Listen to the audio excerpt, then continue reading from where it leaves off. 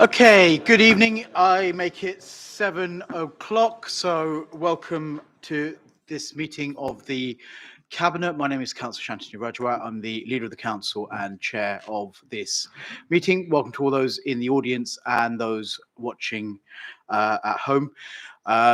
Around the table, I've got my Cabinet colleagues who will introduce themselves as they speak, and we are supported by officers around the table as well, who don't take part in the decision making, but can be called on if need be. We've got quite a bit on the agenda this evening, lots of different items and lots of interesting items as well. So hopefully you get something out of this meeting. So I'm going to start with the first item on the agenda, which is the apologies for absence. Now, I've had apologies from Councillor Dunn due to council business. Everyone else seems to be here, so I don't think there are any other apologies. Members, are there any declarations of interest from any members? No, none whatsoever. Any communications from members? No. Oh, Councillor Bruce. Yes, I can't remember the item number. The small sites item, I had an email that I've only just seen this evening from Councillor Biddulph regarding that. I'll raise it at the within the item itself and explain what we're doing going forward. Okay. And for K, that's item 8 on the agenda. Good. Can I ask members also to take note of the monitoring officer's note on interests as well? So moving on to the second item of the agenda, which is the minutes of the meeting held on 12th of December. Starting on page 8, I'll take them, or page 7, sorry. Take them page by page. If there are any accuracies or matters arising, please raise your hand. So page 7, page 8, page 9, page 10, page 11, and finally page 12. Colleagues, can I sign off those minutes? Agreed? Thank you very much. And I should have said at the beginning, also welcome to the Leader of the Opposition, Councillor Thompson, who again doesn't take part in the decision making, but is a regularly invited to this meeting as well. Oh, and I should have given apologies for Councillor Raza as well. Sorry, my apologies. I'm all over the place this evening. Right, so we move on to the first substantive item on the agenda, which is the Council Tax Base 2024-25. And that starts on page 14 of your agenda. As we go into budget setting, this is an important statutory report that we have to produce that details the number of Band D or equivalent properties that we hold in the borough for the purpose of council tax collection. It also details the anticipated collection rate for the year, which does remain high. Council tax, for whatever we feel of the system that is in place, is an important source of income for the council, and it is with great thanks to our residents that the collection rate remains high, because that is income that we need. Pleased to report a small increase in the council tax base as well, which is also positive. So that's all I was going to say on that report. So I formally move it. Councillor Bath, would you mind seconding this one? Yeah.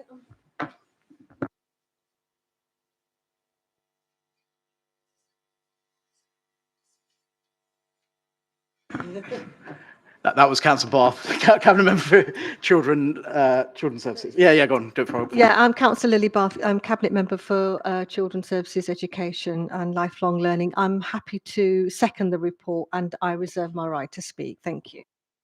Thank you, Councillor Bath. It is now open for questions or discussion. Anybody like to say anything on this report? Councillor Thompson. Yeah, it's a new year. I shan't make a habit of this, but I just congratulate officers and I suppose yourself really on that collection rate. I was having a double check, and actually 96 is average in this country, and 96 point whatever it is for outer London boroughs. So that 80%, and estimated, fingers crossed, 98% and 98.5% going forward actually is pretty impressive. It means more money in our pot. It means people are paying up what they owe. I think that's a good news story. So well done to all those involved in squeezing the money out of the ratepayers. Thank you. Thank you, Councillor Thompson. I wouldn't say squeezing, just collecting. They pay, and obviously we've got the support available for those residents who are struggling to pay, through our council tax support scheme as well, which is also very important. Anyone else on this report? I can't see anyone else indicating, so I'll go straight to the vote on this. The recommendations on this report are on page 13, A to D. Can I see all those in favour, please? That is agreed. Thank you very much, colleagues. Now move on to agenda item 4 on the agenda, which is the childcare sufficiency annual report. Over to you, Councillor Bath. Thank you. So every year, the local authority, we are required to provide an annual report for publication on the council's website, which summarises the whether we have sufficiency of childcare places in the borough. As you know, we as a local authority don't provide the childcare places, but we rely on the providers, for example, nurseries and preschools, etc., to provide those places for us. And what we do is we collect all the data, etc., what places are needed, and where there are vacancies, etc., and where the places are filled, and we then publish that on our website every year. There is actually a report with this, an addendum. I think you'll find it, which will have some really detailed information about all of the stats, etc., around childcare places. So, in a nutshell, in a summary, what we're saying in this report is that we do have enough places. Bearing in mind this is a retrospective report, so we're looking at last year. What we're saying is that we did have sufficient places for our children in the borough. In terms of moving forward, you will all know that there have been some changes in legislation in terms of extra entitlement for 2-year-olds and also from 9 months old, which means that there'll be a need for more places in nurseries. At the moment, we're projecting that shouldn't be a problem in terms of filling them, but in terms of availability of places, but it's something that we need to be monitoring quite closely. I think last year I raised some of the challenges around some of the providers having difficulty in terms in terms of their costs, etc., and their operating costs and difficulty in actually maintaining a business, if you like. So we need to keep an eye on that. But in summary, at the moment, I can say that we've got sufficient places, but we'll keep an eye on it. And if you approve, then this information, this report, will be published on the council's website. I think that's probably all I need to say at the moment, but happy to take any questions. Thank you, Councillor Bath. I'll formally second this report and reserve my right to speak. It's therefore open for discussion and debate. Anybody like to say anything on this report? Anyone? Councillor Bruce?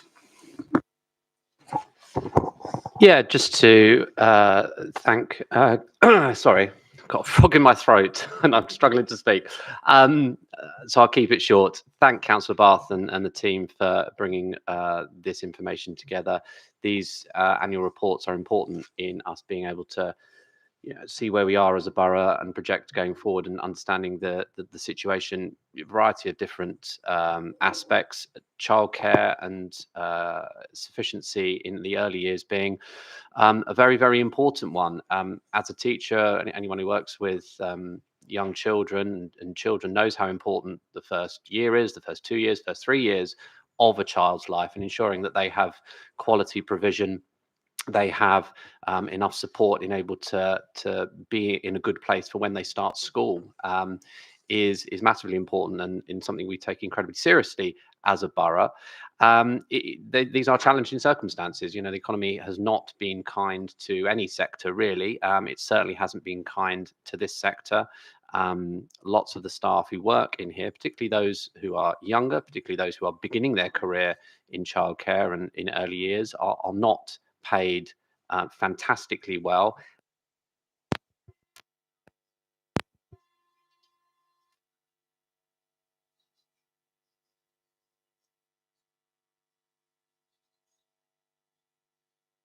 Oh, there we go, and we're back again. So I think it's really important that we give as much support over into this sector as possible, through highlighting it through reports like this, and making sure that we talk about the quality care and provision we have in this borough, championing that, and celebrating the fact that we are meeting the requirements and the needs of our borough's residents. So thank you, Councillor Bath. Thanks, Councillor Bruce. I'll come back to you, Councillor Bath. Anyone else on this? No. Councillor Bath, would you like to sum up? Yeah, thank you, Councillor Bruce, for your comments. It just actually prompted me to it was probably something I should have mentioned earlier on, is that Councillor Bruce mentioned the quality of childcare, and of course that's hugely important because we want early years provision to be really good. And I failed to mention that actually the vast majority, I think 99% of nurseries and preschools were graded as good or outstanding, which I think is really important. So we've got to keep continuing that support. But also, Councillor Bruce mentioned the fact that recruitment in this sector has been very difficult because it's about wages and pay, and it's not often seen as a career to go into in terms of opportunities. But we as a local authority, when we do get the grant that we pass over for the funding for free school places, we do pass over as a local authority. We're very generous, in other words, in what we pass over as much as we possibly can. So I think it's important to make that out. So we're doing as much as we can to support the providers in order to be sustainable. But thanks. Thank you. Thank you very much, Councillor Bath. Okay, we'll move on to the vote on this. The recommendations for this report are on page 30. There is one recommendation there. Can I see all those in favour? That is agreed. Thank you very much, everyone. Right, we now move on to a suite of reports regarding the housing revenue account and housing and our ambitions for the borough in that respect. So first one is the 24-25 housing revenue account, dwelling rents and service charges. That is a report by Councillor Sampson. Over to you. Thank you, Leader. Councillor Sue Sampson, Lead Member for Housing and Homelessness. Here we have our annual rent increase, rent setting report that goes across the 7 areas of details of recommendations that I'm asking the Cabinet to approve. The rent increase this year will be to 7.7%, and that's going to be applied as from the 1st of April. So I just asked for the Cabinet approval. Thank you very much. I'm going to formally second this report, and I'll reserve my right to speak on this. So it is now open for discussion and debate. Anybody like to speak on this one? Councillor Bruce. Thank you very much. I mean, this is a very important and significant report. There's some large numbers in here, and I think it's important to recognise that. This will have an impact on our borough's residents. There is no doubt about that. There are other options that we could have considered. We could have, we are in the, we have the power not to increase. I think it's worth saying that, or to increase lower than this. However, that would have significant impact on our ability to do other things. They wouldn't fully recover the cost of the service level. Lower rent increase would permanently reduce the resources available to fund the programme in the HRA business plan, which we'll come on to later. So while there is the ability to do that, it's important to note and understand the difficult decisions that we are making, that we're raising this by the amount we are able to do that, but it needs to meet the requirements of the borough. And raising it to this extent meets the requirements of the borough. It meets our ability to provide the service. It meets the ability that we have to create a sustainable HRA business plan, building houses going forward. It's also worth noting, although I couldn't find it in this report, it does say in the HRA business plan, a couple of items later, that actually the vast majority of people will not be paying this increase, will not see this increase, I should say, because that's covered in other ways. But that's still not to diminish the effect on a small number of people, that they will see their costs going up. And as difficult it is the right thing to do, even in the difficult circumstances we find ourselves in. This is, difficult economy all around, and we have to make difficult decisions, tough decisions, and we have to make the right decisions, of which this is one. Thank you. Yeah, absolutely right. Anyone else on this report? No, I can't see anyone. Just drawing from your comments, Councillor Bruce and Councillor Sampson, absolutely right. It's a very difficult decision, and we'll have a number of difficult decisions as we go through the budget setting process. But we can't lose sight of the fact that this money is invested back, and we can't lose sight of the fact that we have great ambitions for our estates and our housing stock as well, and the investment that we've committed to making that, and this will help towards that. Councillor Bruce, you're absolutely right that many people won't necessarily see the difference in their everyday costs, but some will, and we have to be appreciative of that. But at the same time, there is support out there from the council, be it through council tax support or other discretionary support as well, to help people when they fall on difficult times.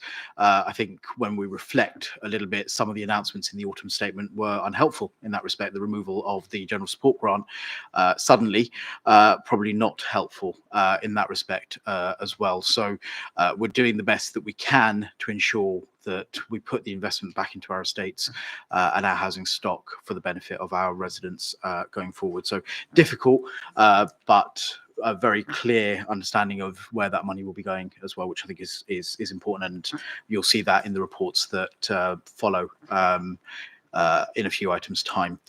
So I can't see anyone else indicating on this report, so we'll move to the vote on this. The recommendations are on page 115 over onto 116, 11 to 17. Can I see all those in favour? That is carried. Thank you, colleagues. Right, Councillor Sampson, your next report talks about that investment, the Estate Investment Capital Programme. Thank you, Leader. Right, so there's three. I'm asking Cabinet to approve 3 points in this report, for the recommendations. But I want to take the Cabinet over to page 134 and to look at the table. There's a huge. I'm just highlighting the huge spend, the investment that the council's investing into its stock. 30 million over the course of 5 years. It's 150 million. So it's a lot of money, and and we want to make sure that we are providing the safe, warm, dry, compliant, and well-maintained stock. That's what we promised, and that's what we're here to deliver. And so that's why I asked the Cabinet if you could please approve the recommendations within my report. Thank you, Councillor Sampson. Councillor Bruce, are you going to second this? Happy to second and reserve my right to speak. Excellent. Right, it's now open for discussion and debate. Anybody like to say anything on this report? Councillor Sheen. Yeah, just to thank Councillor Sampson for bringing this forward, and I think it's absolutely vital, the recommendations in this report, and how it sets out that we are providing not just more homes for people, but better homes for people, better quality of life for people. And when we look at the headline figures, as Councillor Bruce said previously on the previous item, when we look at those headline figures about the increase to rent, it's so important that we also talk about why we need that money and where that money is going to be spent, and that is providing people with decent places to live. Thank you, Councillor Sheen. Councillor Bath. Thank you. I'm just going to echo what everybody else has said, really. Absolutely important. I think it's really important that we do continue to remain ambitious. I know it's a lot of money, but as Councillor Sampson said, we need that money. But also, if you look at the report, you not only do you need to keep and maintain your housing stock, but we also need to look at retrofitting as well and making it fit for the future. And I think you can't do that unless you invest in that. And I think it's really important to carry on in this direction. And I hope that we can see some sort of really good sort of results from this, really. But yeah, thank you very much. Really, absolutely support it. Thank you very much. Right, I can't see anyone else indicating on this one. So we'll move to the vote. The recommendations are on page 132 over on 133, A to C. Can I see all those in favour? That is carried. Thank you very much all. Right. Now we move on to item 7, which is the Housing Revenue Account Business Plan for 2024. Councillor Sampson, back to you. Thank you, Leader.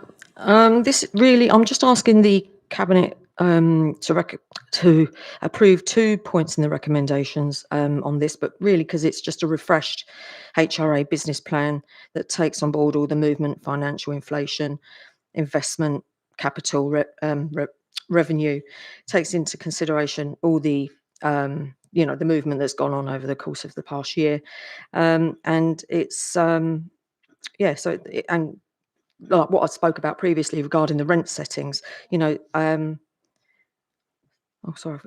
The rent settings I spoke about earlier. So it's just really, it's just a refreshed HRA business plan. So that's just I'm asking you to approve, please. Thank you, Councillor Sampson. Councillor Bruce, you seconding?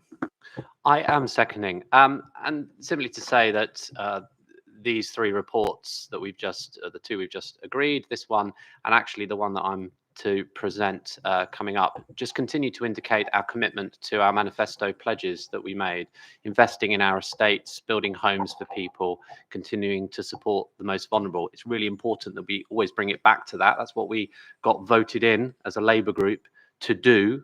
That's what we committed to doing. People wanted that and voted for that, and we need to demonstrate how we're going to do that. What the business case here talks about is how that has shifted over the last couple of years. There have been difficulties. We all know about economic difficulties, and councils are finding that along with everybody else. But it's ensuring that we're able to maintain that line of sight, that we're able to maintain the fact that we can look after our housing stock, that we can build new housing stock, that we can support our residents. And by increasing the rents as we have approved this evening, by committing to investing in our estates as we've already approved, and by committing to this business case, just shows our financial acumen in ensuring that it's still deliverable, that we're doing things in the right way, and that it's going to have huge benefit for the council and particularly for its residents, because that is always our focus. So I think this is absolutely the right approach, and I'm really happy to support this. Thank you. Thank you, Councillor Bruce. Anyone else on this report? No. So just from me, I think just reflecting absolutely right, Councillor Sampson, that you commissioned this refresh of the report, and for the reasons that Councillor Bruce mentioned. But it's a moment for me to just pause and reflect on how government policy and 44 days of chaos can really impact on our ambitions locally. This was only updated in January 23. So, having to refresh it and look at it again in the space of a year and still come up with a long-term plan for our residents shows the maturity with which we work and the prudence with which we work. And you put that in stark contrast to policy and, of course, the economy where it is, but the lack of control on the economy at the moment, it provides a stark picture of what is going on, and sets the scene for the challenges more broadly we'll be dealing with as we go into setting the budget in February as well. We can't underestimate and underscore that. We are the functioning part of government as far as I'm concerned, and we are working in a prudent and mature way when other parts of government are not, as far as I can see. So thoroughly commend this report. I think it's absolutely the right thing to do. And I suppose my thanks, Councillor Sampson, to you, Councillor Bruce, and the team for bringing this refresh back in such a timely manner, because these are big, complex documents, and they're hard to put together. So I can't see anyone else on this. So the recommendations on this are on page 144, 1 and 2. Can I see those in favour? That is carried. Thank you, colleagues. Right, we now move on to agenda item 8, which is the Registered Provider Small Sites Programme. Councillor Bruce, over to you. Thank you very much. This follows on from the other three, although not directly related, are directly related to our commitment to building homes for people and ensuring people have warm and safe accommodation to live in at an appropriately set rent in areas that they want to live. I think this is, the recommendations follow on one from the other, subject to the approval of the previous one. Can we approve the next one? But essentially, we're looking at developing some small sites, some small garage sites into housing for people. I just want to raise the issue that I raised at the beginning of the meeting. The Councillor Biddulph wrote to me, raising some issues about some previous one of these registered providers and some previous work. And I just want to make a commitment, and I'll say it to Peter, that while I'm not prepared to defer this, I will pick up those issues and ensure that we can work with officers to work through any particular issues on those that she raised and anything going forward on this site. So I think that's an appropriate measure to talk about when we're talking here. I think the last thing to say is, when we talk about housing developments, often people do think, oh, Hounslow, they only build flats, high rise, 28 million stories high. And I understand the issues that people raise about that. But I do want to make it clear that we look at every single available space possible. And that's why we're building on these sites. We don't just focus on big developers doing things on large sites. Those are few and far between now. We do want those, but those are few and far between. But it's these sites that are incredibly important, are going to contribute significantly because there are a number of these across the borough. They're going to be able to contribute significantly to our housing stock, and they're going to make those people that move in to these feel absolutely fantastic. You know, go and meet people who've moved into new accommodation, and it's a wonderful thing that they say about how grateful they are to the council for providing these homes, building new homes for them and their children and their families. So it's that commitment to all sorts of accommodation right across our demographic in Hounslow. Thank you, Leader. Thank you, Councillor Bruce. Councillor Sampson, you seconding? Yes, I second, but reserve my right to speak. Perfect. That's open to discussion and debate. Councillor Lambert. Thank you, Leader. I'm Guy Lambert. I'm the lead member for recycling, highways and health and social service integration. Sorry, I have great difficulty remembering that one. So I just wanted to say something about houses and the development of council houses on garages and other small sites. It's always controversial because people would prefer to keep the garages or keep them open or turn them into a park. But given what any councillor who does their emails, that every week there's somebody with a housing problem who doesn't have anywhere to live, and the council is working like mad to try and find somewhere. Quite sometimes not in Hounslow, because sometimes we just don't have anywhere. So anything that we can do to provide new homes for people within the borough that will take people off the list and also save us the money of paying 3 times as much to a private provider, that is got to be a good thing. And I'm delighted that Tom is pushing forward strongly on this. We need to make this happen as soon as we can. We've got some in my ward, which have been controversial, but once they're done, people will be really happy that they've been done, and it'll be good for the community. Thanks. Quite right, Councillor Lambert. Thank you very much for that. Anyone else on this report? Councillor Thompson. I just thank Councillor Bruce for his comments earlier, and obviously if he had mentioned it, I would have referred to Councillor Biddle. So I did spend 20 years representing that ward, so I know the sites well, and I've got no principal objection to turning often unused garages used for storage into homes for families. That's a great idea. The concerns she raised, I think, are valid. I think we're transferring our assets to another provider. They still need to keep with all the rules and regulations that are in place for good reasons in terms of planning, and I take satisfaction from his undertaking to keep a careful eye on them and make sure they do, like any other developer, builds what they said they're going to build and all the rest of it. So I just do thank you for that, Councillor Bruce. Thank you. Thank you, Councillor Thompson. Okay, I can't see anyone else indicating on this, so we'll go to the vote on this. Recommendations in this report are on page 169 over onto 170. That's 1-1 to 1-6. Can I see all those in favour? That is carried unanimously. Thank you, all colleagues. Right, I've not had any referrals from any council committees, and I've not had any urgent business.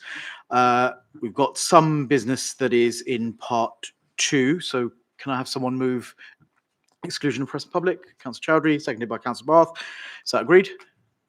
Agreed. Right. So at this point, those watching at home, I say thank you very much for joining us this evening.